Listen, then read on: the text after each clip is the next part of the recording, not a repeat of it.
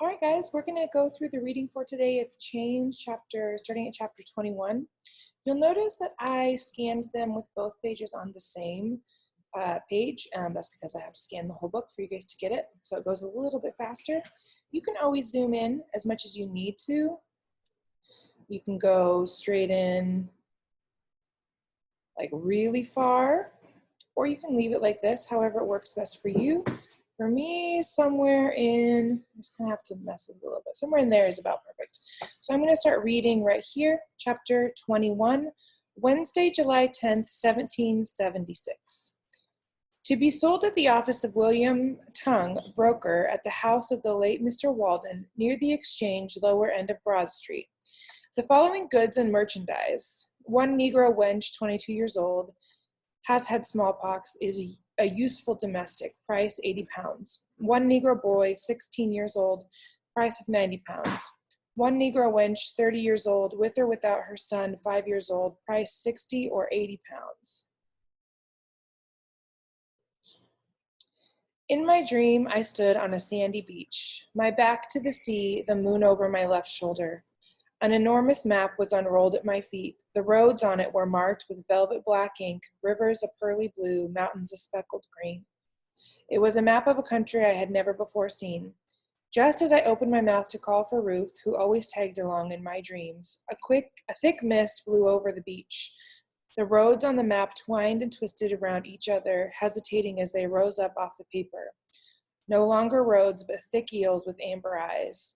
They crawled out of the map, and I feared they would bite me. They pondered me a moment, then slithered down the beach and into the water. I awoke with a start and flung aside the blanket, looking for the eels. There was none there, nor in the potato bin. Ruth wasn't there neither, and her side of our pallet was cold. She had gone to the privy, no doubt. I needed to visit the same place.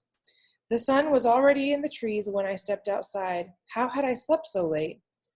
Ruth, I called, walking toward the little building. My nose wrinkled. The Locktons would need to dig a new privy hole. Ruth? I knocked on the door and it swung open. The seat was empty, with a few flies buzzing in the stench. Two blue jays in a sycamore tree called loudly. There was the distant sound of officers shouting orders on Broadway and a clatter of cartwheels, but no Ruth. I made quick work of looking in the yard. The back entry to the stables was locked. She could not have gone out that way. The gate to the street was closed too, and the latch too high for Ruth to reach. Had Madame already dressed her, taken her on a call? A thought slid through me, quick and slimy as a cold eel. I ran for the kitchen door. Becky! Becky! She came out of the pantry as I flew through the door. Where's Ruth? Oh, Becky looked down at the worn tips of her shoes, then turned away from me. Her eyes were puddled up and red-rimmed. I can't find her, I said. She was gone when I woke. Have you seen her? Becky took the jar of flour down from the shelf. You know where she is, don't you? She removed the lid and stuck the scoop into the flour. Tell me. Becky shook her head from side to side. I should have started this bread earlier, she said, pouring the flour into the bowl. The wet air will ruin the loaves. That's my concern. I should have stayed and baked in the cool of night. She dabbed her eyes on her sleeve and measured out another scoop of flour. But Madame sent me home, said she wanted a quiet house last night, no baking. She looked at me over her shoulder. The eel squeezed out all my air. No, I said. I wouldn't have gone if I'd known. No. I backed away, shaking my head. She didn't. She wouldn't. No. Isabel, don't. Becky followed me down the hall, trying to control her voice. It won't change anything. What's done is done. Ruth! I screamed up the staircase. Stop, Isabel. Becky grabbed my arm and pulled me backward, clamping a flour-covered hand over my mouth. You can't storm around here like a banshee. Madame will beat you bloody. Me too. I pushed her hand away and wiped off the flour. Where is she? What did they do to her? She's gone, Becky said. Gone? I repeated. Gone where? Becky studied her shoes again. Sold. I stopped hearing right. No more birds or buzzing flies or grandfather clock marking time. Sold, I repeated. No, she's not. They didn't. Becky's eyes filled again. Yes, she said. She did. I paced the hall. No, I slept too heavy last night. Didn't notice when she woke. She wandered outside. We need to find her. She could be lost. She could have taken ill and fallen. Becky watched me go to and fro. The sweet milk Madam made up? I figure it contained a sleep potion, knocked you out cold so they could spirit her away. I'm dreadful, powerful sorry, but they sold her away from you. It made no sense. I would have known. I would have woken up, fought them off, killed whoever tried to take her from me. I took care of Ruth. I promised Mama I always would. Becky's face shrank down to the size of a coin. It sounded like she spoke through a long wooden pipe. Madam was returning in the carriage when I arrived this morning, she said. Told me not to worry about the milk spoiling no more, that Ruth's headed to Nevis, sold to a physician's family. I shook my head, trying to clear my brain pan. Where's Nevis? How do I get there? Becky's face grew larger. You need to sit down. I'll get a cloth for your head. That has been a right shock to you. Where's Nevis? My voice echoed off the walls. West Indies, Becky muttered. The islands? All of Mama's terrible stories of slave life in the islands flooded back. Ruth can't cut cane. She'll die. She'll die in a day. My feet started for the front door. Wait. Becky grabbed my arm to prevent me from running off. I questioned Madam about that very fact, questioned her right close, I did. Not to cut cane, she said, but to be a housemaid in a fine house, a physician's house, so they'll care for her should she fall. She's lying, I said. She's a spiteful, hateful liar. A door opened on the second floor. Becky? Madam asked. Has someone come to call? No, ma'am, Becky said in a false, high voice.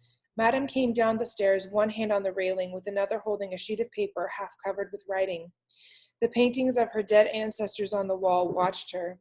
I do not appreciate interruptions when I am communicating with my husband, she said. What is the matter here? Nothing, ma'am, Becky stuttered. I was giving the girl her directions for the morning. Madam looked down without seeing me. She looked at my face, my kerchief, my shift neatly tucked into my skirt. Looked at my shoes pinching my feet, looked at my hands that were stronger than hers. She did not look me in my eyes. Did not see the lion inside. She did not see the me of me, the Isabel. I saw her. I saw all the way down to her withered soul. I walked up 2 steps. Did you sell Ruth? You will not address me in that insolent manner. Her voice shook a little. Becky wrung her hands. Come, Isabel, you need to peel the potatoes. Would Madam like some tea or coffee? I took another step. Answer me, you miserable cow. Did you sell my sister? Madam backed up a step. Her letter fluttered to the bottom of the stairs. Her ancestors hung silent. Stay away from me, she said. Go back to the kitchen. She's 5 years old. I rose another step. She is a baby, and you sold her away from me. She swallowed hard. Her hands quivered. I wanted to grab her by the hair and throw her down the stairs, throw her out a window, beat her face with my fists. I wanted her blood to splash the paintings, soak the wall and the wooden stairs. Isabel, Becky warned. The sunlight coming through the window was rosy red. I took the next step. I was almost close enough to reach her. Isabel, Becky tried again. One more step and I can have you hung, Madam whispered. I held my breath. There was a click of metal on metal. Becky had opened the front door wide. A hot wind from the street rose up the stairs, fluttering our skirts and causing me to turn. Madam grabbed a painting from the wall and threw it down on my head. I raised my arm too late and the frame crashed into me. The blow made me addle-pated and weakened my knees. Madam ran upstairs, screaming like the house was afire. Becky dragged me down the steps and shoved me toward the open door. Run, she screamed. I ran out the front door for the first time. People walking under the shade of the sycamores across the street paused at the sight of a slave running away from a mansion where a woman was screaming. A man called after me, "You there, girl!" I ran straight down the wall, didn't worry about escaping notice of soldiers or strangers. Just flew over the cobblestones as fast as I could. The red fog slowly rolled out of my mind. There were more shouts behind me and people turning to stare at the cause of the commotion. I didn't dare take time to turn around. Past City Hall, across Broadway, I leapt over the remains of a sentry fire, bumped into a gray-bearded soldier wearing a homespun shirt, and startled a man carrying 2 live hens by the feet. One of the hens broke free in an explosion of feathers. The man shook his fist and called out for someone to stop me. I ducked down one street after another, trying to find a way to the river, but the army had erected barricades at the ends of most of the roads to keep out the British. I was penned in. The shouts behind me grew louder and closer. I darted down an alley, turned blindly toward the right, and ran smack into the barrel chest of a giant. "Whoa there, young filly," a deep voice boomed. "Don't want to go swimming in the river, do you?" I had run straight into a blacksmith. "Please, sir," I said. His enormous hands released me, and I looked over my shoulder. "Looking to get away from someone, I suspect," the blacksmith said. Behind him billowed the coal smoke from the forge. The air was filled with a hot tang of metal and sweat. "You're hurt, child," the blacksmith said. "In need of some help?" I wanted to spill my story and to trust he could advise me, but he was a stranger. They were all strangers, and Ruth was gone, and there was blood on my forehead from the painting Madame threw at me, and she was going to see me hung, and I'd never be able to rescue Ruth, and she would be all alone, and "Tell them I went north," I gasped as I picked up my skirts and darted around the forge to the south. The blacksmith called after me, but his words were lost in the din of the soldiers and the sailors who cluttered my path. The wind off the river cooled my face and helped with my decision. I would turn myself over to the rebels. I had helped them fair and square. Now it was their turn. We were all fighting for liberty. "Ad Astra," I shouted. The words were not as magic as I had hoped, but the door eventually opened. Colonel Regan was sitting in a chair, a white cloth around his neck, his face covered with foamy soap and his eyes closed.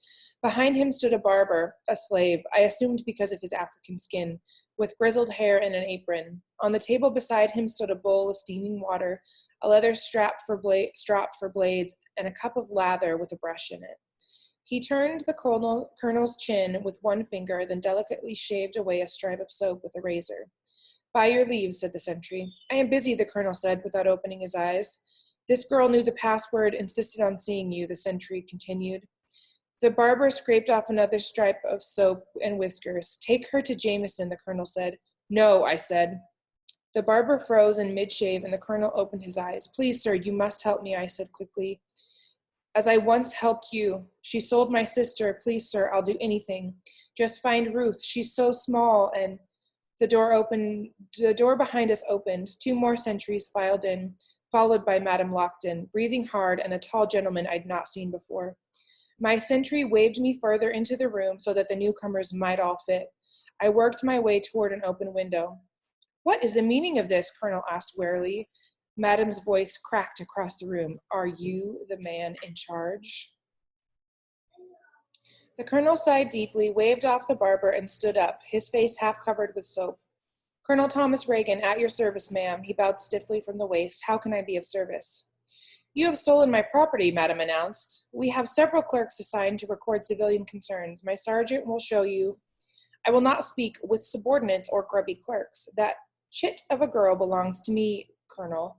She has committed terrible crimes and must be punished. I demand you return her to me." The barber rinsed the razor in the water bowl.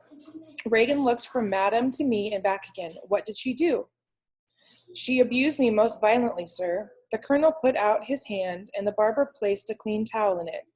"Yet it is the girl with blood on her face," the colonel said, wiping away the soap from his chin and cheeks. Madame's eyes narrowed. "Give her to me." The sentries shifted their boots on the floor. One cleared his throat. The gentleman who accompanied Madame stepped forward. "The law is quite clear on this matter, sir. None of us want to live in a world where servants rule their masters. Both the Parliament and the Congress give Madame Lockton rule over her slave." A flock of crows swooped past the window. A three-masted ship, sails unfurled, pushed down the river. Ruth could be on it, or she was already at sea in a dark hold with no candles. Who would feed her? Who would hold her when she shook? "The girl says you've sold her sister," Colonel Reagan said. "Do you mean to purchase Sal for the army?" Madame asked. "I'm sure she'd make a fine washwoman. I shall expect full payment in cash." He handed the towel back to the barber. "A washwoman is the only thing I don't need right now. If you had any man-servants capable of ditch digging, I'd take you up on the offer, but—" He paused and shook his head. I looked out the window again. One crow had come back. It landed on the carcass near the water's edge, a dead dog or a rat. The crow pecked at the meat of one thing, snatched a pink strip in its beak, and tugged until the piece broke away. He beat his wings once, twice, and flew up high in the air, high enough to catch a breeze that rode him out over the water.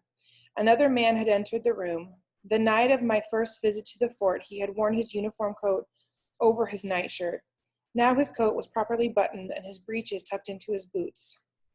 "Thomas, we cannot interfere," he said. "The girl is not our concern, and you are late. We dare not keep him waiting." I looked out the window at the carcass. "Please, sir," I said in a quiet voice, "let me stay." Colonel Regan fastened his collar without looking at me. "The law binds my hands and my actions. You must return with your mistress," he said, concentrating on his task. "Even during a time of war, we must follow the rules of propriety and civilization." With that, the matter was concluded. Madame turned to thank the man who aided her. The sentries slipped into the hall. Colonel Regan picked up his hat from the table and set it on his head.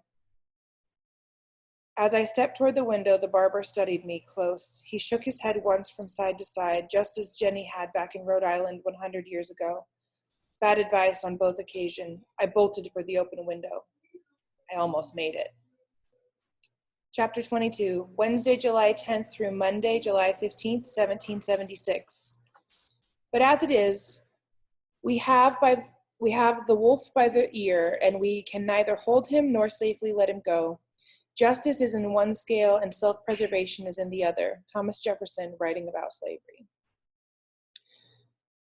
When I woke up, the barrel of a gun was stuck up underneath my chin. Men voices shouted, boots stomped, a rain of hands grabbed at me, countless bodies, smelly breath, unwashed feet. My head felt cracked in 3 pieces. A woman shrieked and shrieked. She was a crow, shattering the air with her harsh calls.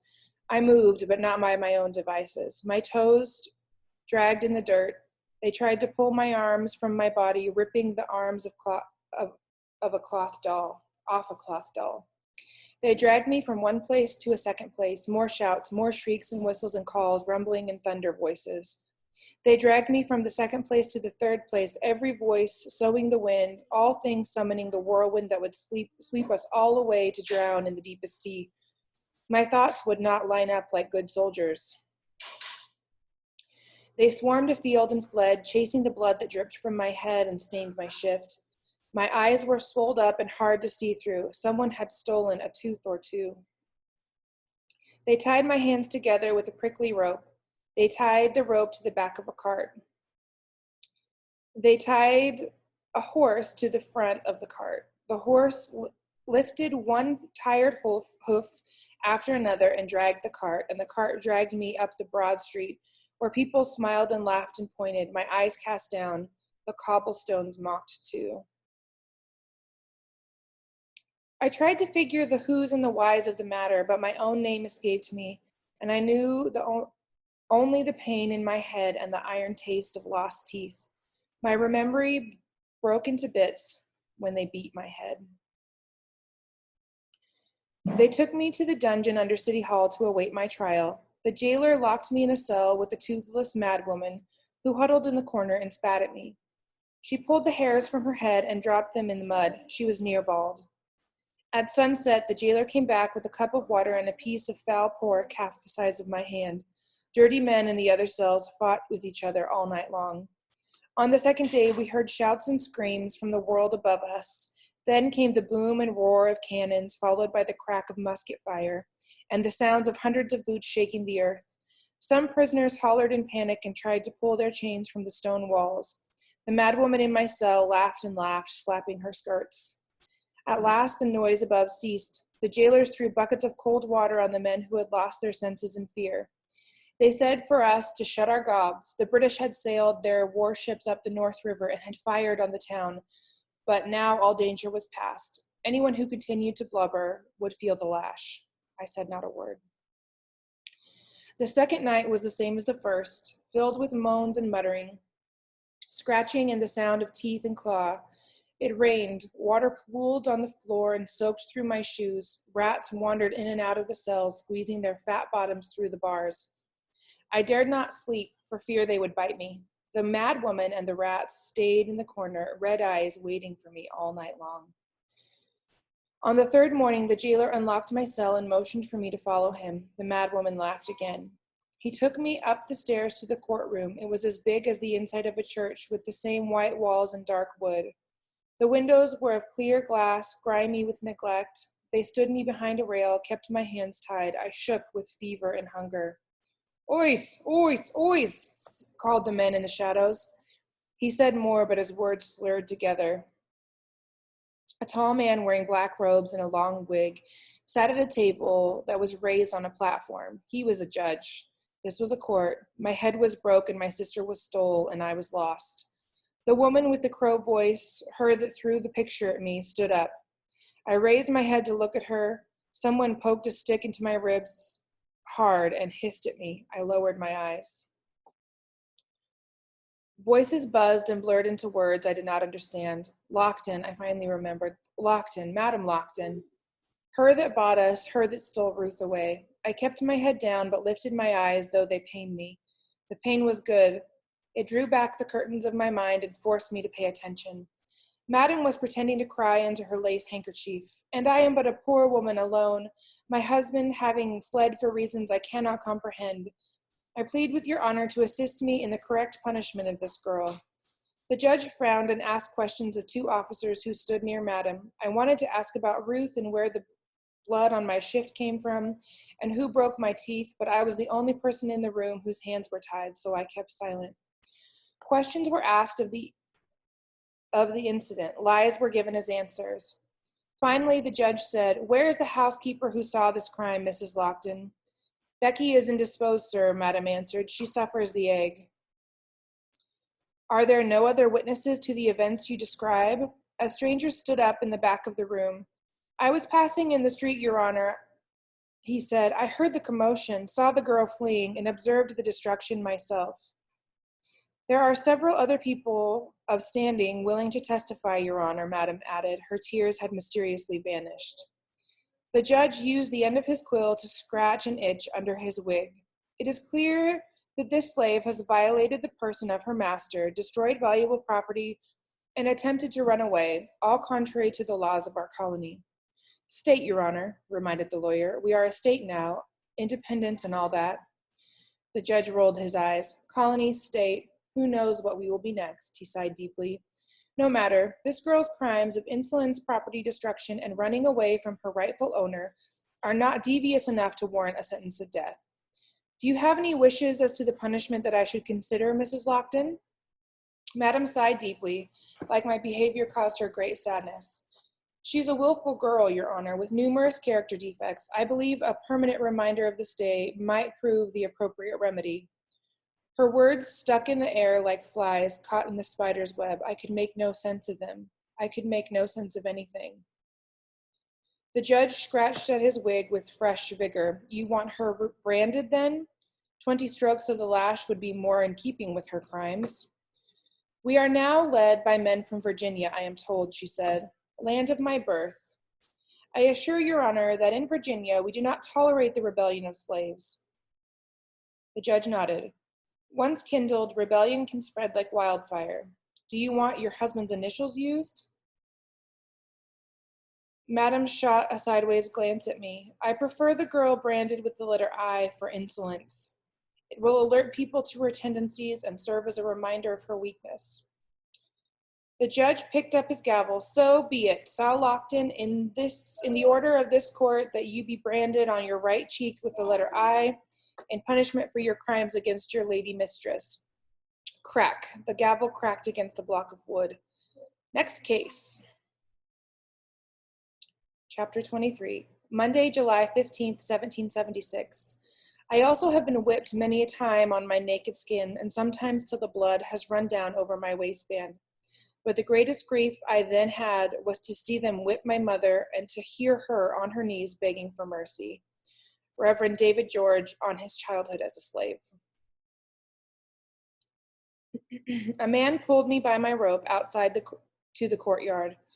After 2 days in the dungeon, the noonday sun scalded my eyes. I stumbled, but did not fall. The man led me to the stocks, then untied my hands and pointed. I laid my head and hands in the crescents carved into the wood. He lowered the top board, pinning me in place, and secured the two pieces together with a large padlock.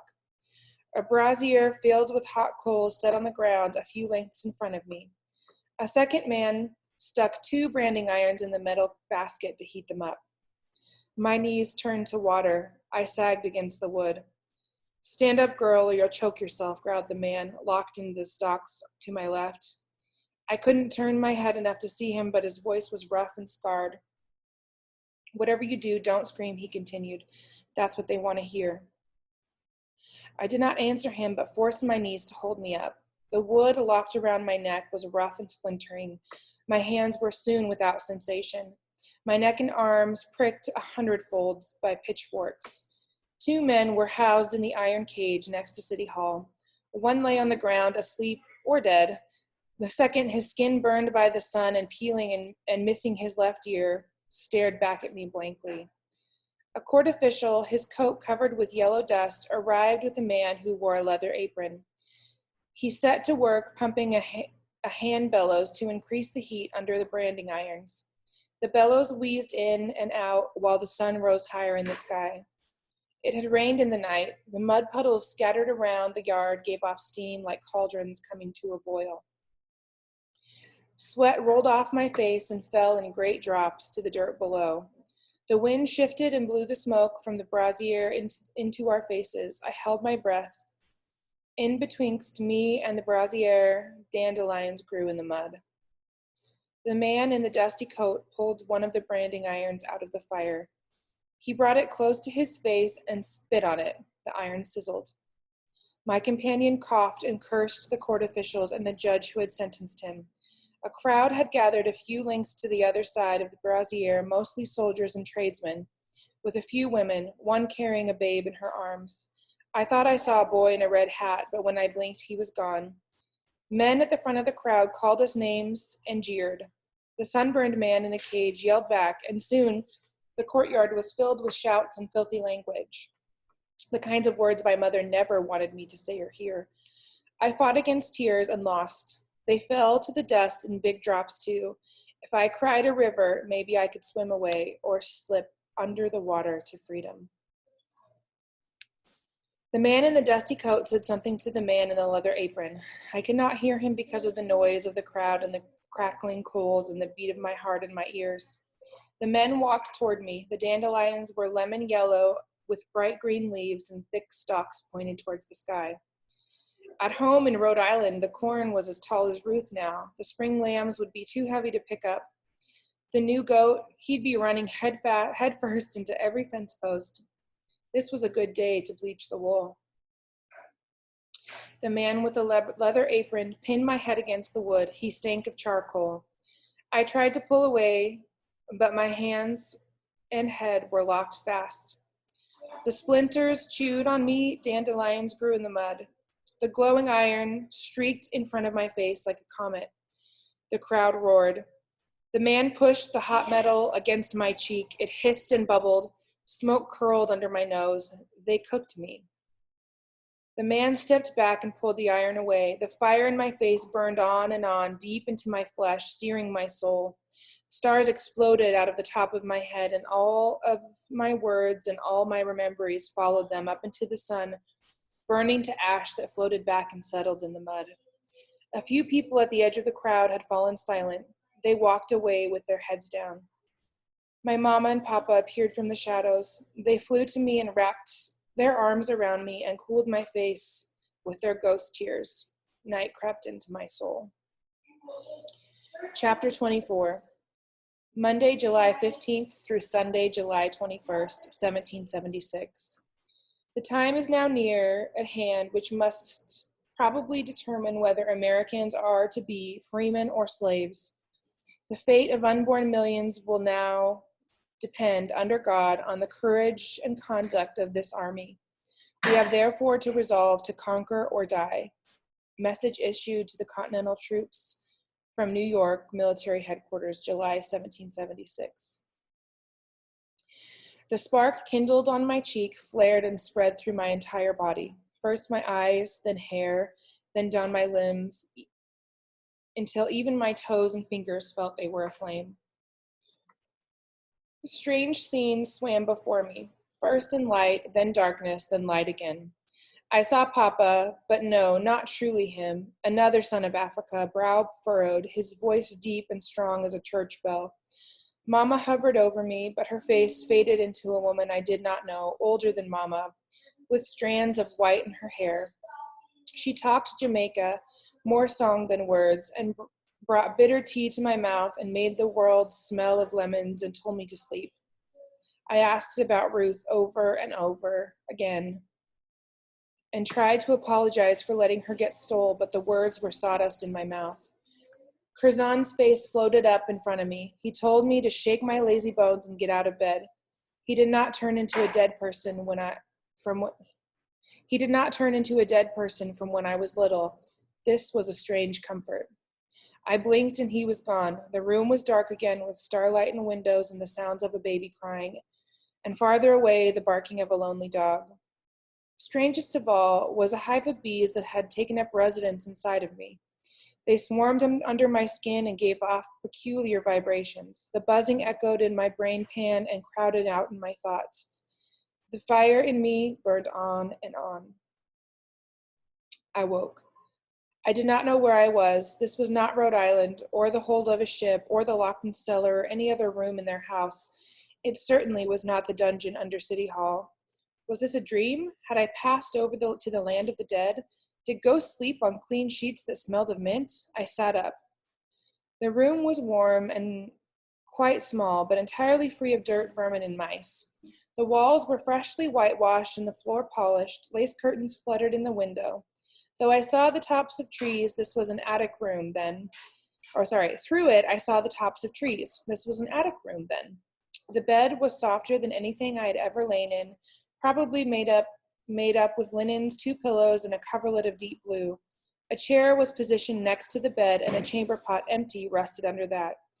I tried to stand, but the room spun around me, and I plopped back down. I was wearing my shift, still stained with blood at the neckline, but my skirt, stockings, and bodice were not to be seen, nor my shoes.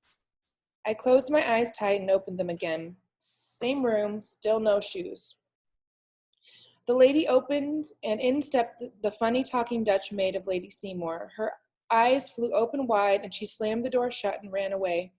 A moment later, the door opened again, and in walked the lady herself. "Ah," she said with a faint surprise, "you've come back to us." She poured water from the jug into a mug, handed it to me, and sat down on the chair. I drank down a gulp. My lips were dried and cracked. When I swallowed, it caused my burned cheek to ache.